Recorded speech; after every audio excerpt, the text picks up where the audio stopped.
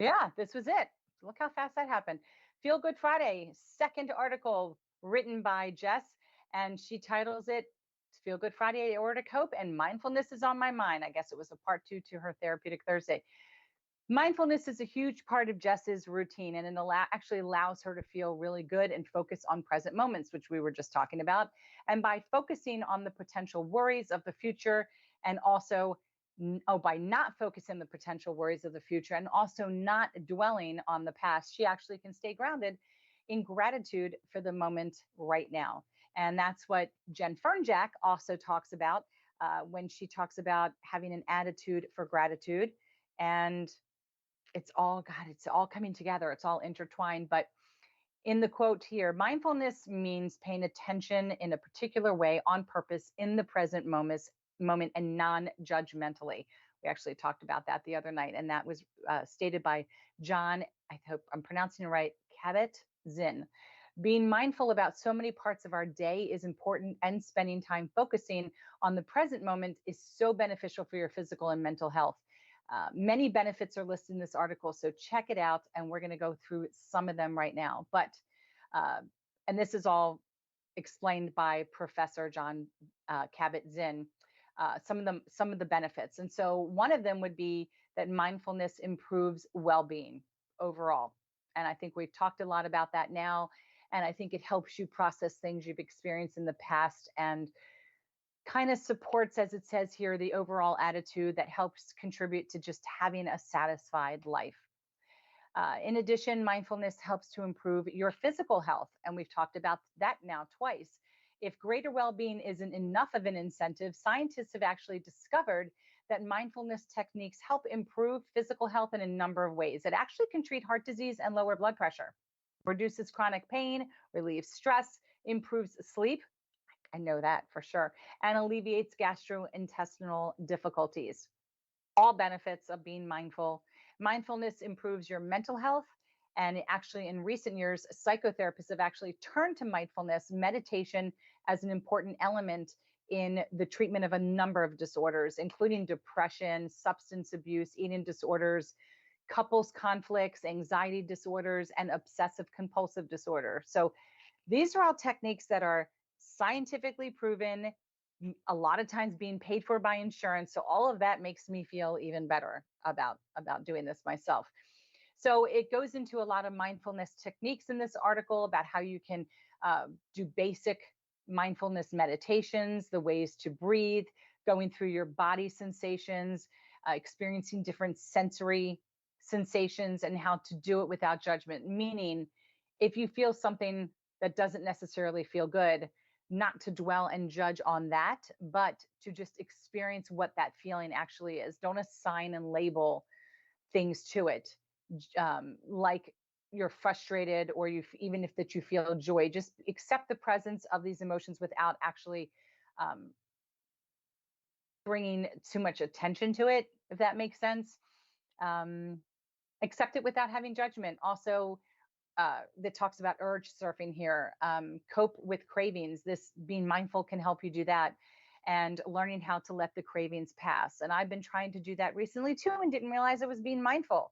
You know, I have been doing a no Coca-Cola. It's very hard for me. I want this craving out of my system by the summer, which is when I want to drink it the most.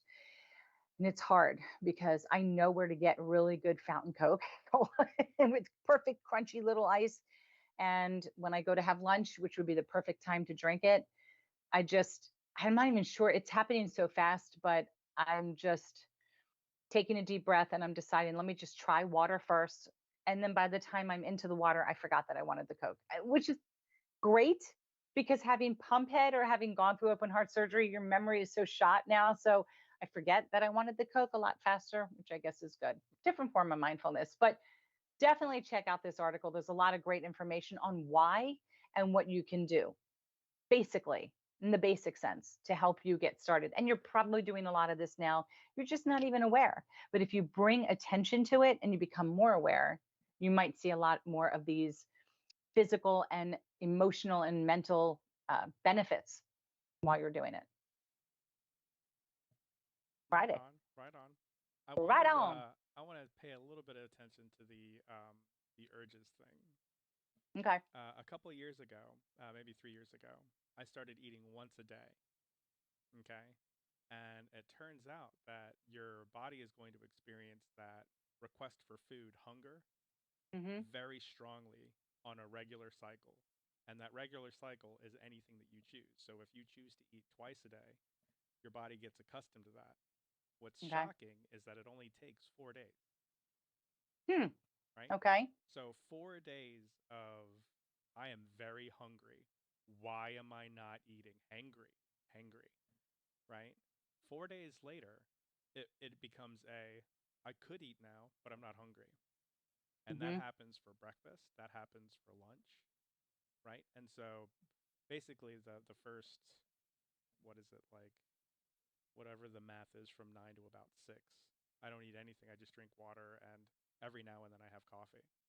But Okay. it was for very hard, like very, because I mean you're only paying attention to it. Your brain is like, we need to be eating right now, but you Mhm. don't. You really don't, and it's fascinating. After So that, you're not even doing intermittent fasting. oh, You're that is just one intermittent meal a day, fasting. same That is time. intermittent fasting. Okay. Well, the But you're thing limiting is it to like, one meal. yeah, you eat so much that, like, I don't know. I mean, let's just say munchies they play a role in that later in the Mhm. day, Mhm. right? But you're Yeah. not distracted in any way, shape, or form by the fact that you haven't eaten in any way 4 days later. Yep. And so, like, with that came the, like, I like to work at a specific level of intensity.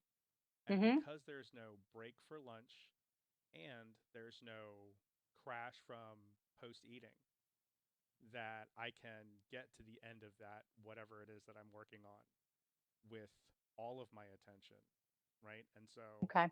when we're talking about flow state, there's literature that talks about how long it takes for you to get into that moment of, now I'm doing exactly what it is that I'm supposed to be doing. Mhm. My mind is attuned to it. My hands are doing exactly what I needed to do. All thoughts are producing something. That flow Mhm. state. You can only hold that flow state for a certain amount of time, but it takes 90 minutes to get there, right? And Okay. so what really, it's almost like a flight. Like the first 45 minutes that you're working, you're grinding your way into a flow state. Now you're going to be in flow state for the next 40 or so minutes, and then you're descending out of it. So you can't even tax on it as much as you want. But Okay. now take that same idea and throw a lunch into it, and that means that whatever task you're trying to do in the morning, like right up until you have lunch, that's what you're Yeah. going to be concentrating on. Then you have lunch, that Right. goes through the crash, and then it's going to be whatever activity you're doing in the evening, and then you're going to put all of your attention into that. And then you're going to end Mhm. that, you're going to come out of your flow state, and it's time to eat again. And then it's relaxation and rest. And so by not having that lunch, I can freely go into working very hard, closing up that Mhm. project or whatever that is, wind that down, take a small break, and then go into the next project and just keep riding the wave of a flow without a crash in the middle of the day. So instead of That's only very getting interesting. too hard, yeah, instead of only getting too hard levels of workout, I can I can go in and out of it 4 times Mhm. before I eat Yeah. again. Yeah. That's very interesting. But what you're saying is it's also very true because I've experienced that similarly and differently because if you're in the hospital, so Hmm. having had Crohn's disease or many times I was in the hospital on NPO, so nothing by mouth for days. Hmm. Hmm. And it is by day 3 it's you're hangry like you said. Hmm. By day 4, it's like as long as I have an ice chip, I'm fine. If I can drink some water, but I'm not having solids, it's fine. And by day 5 or 6 or 7, by the time they give you broth and some jello, you're like, it's really not a big deal anymore. You've gone so long not eating that it's not like you're craving a steak. You just want something that tastes different than water in your mouth. Oh yeah. But it is different because your body does adapt. It just does. It just Hmm. does. Hmm. Very interesting. You gave me something to think about. Yeah, for many different reasons, even just outside of, but mainly for what you just talked about, how you can just be more productive. Just having that break of everything you were doing, and now you have to put food in. Hmm. But there are many people that think you should eat 6 times a day.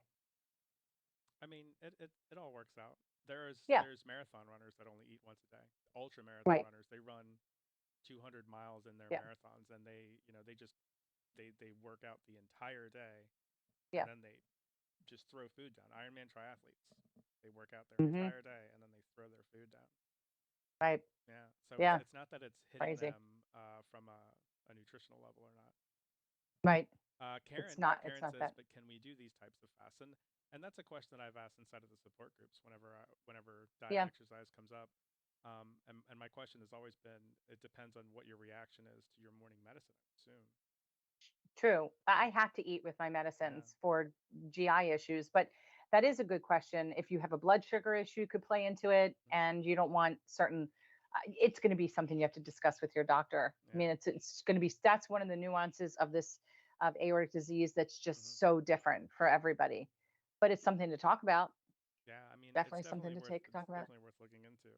Sure. Especially if Yeah. you're like if you have a terrible diet, right? Like Right. imagine taking you're going to have 2 servings of French fries and now you're only Yeah. having one, and just that one change alone, and what kind of ramification that might have.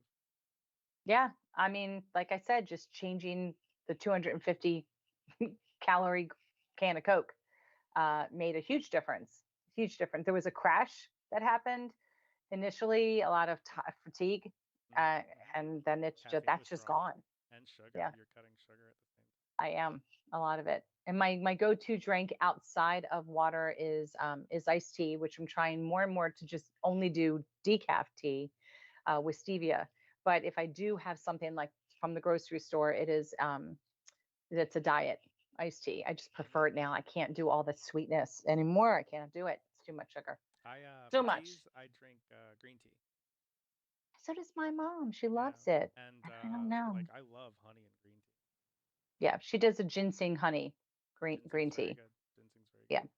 I'll have to taste it. I'll have to see. I've been doing it's been a diet uh Arnold Palmer, so it's a little iced tea, a little lemonade. It's really tasty. And I do like peach tea, so I'll do some of those too, the diet peach teas. But again, should you be having all that aspartame? No. Stevia would be better. It's just so much information out there. But to answer Karen's question, something you should discuss with your physician for sure. 100%. 100%. For sure.